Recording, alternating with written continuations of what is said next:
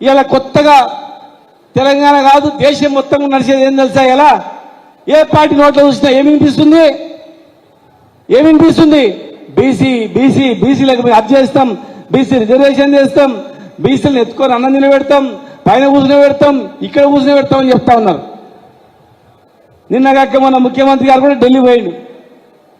పోయేకన్నా ముందు తెస్తున్నాం, అయిపోయింది, రాష్ట్రపతిని కలుస్తున్నాం, మొత్తం రాహుల్ గాంధీ వస్తున్నాడు, ఖర్గే వస్తున్నాడు, మొత్తం 30-40 మంది పెద్ద పెద్ద నాయకులు వస్తున్నారు.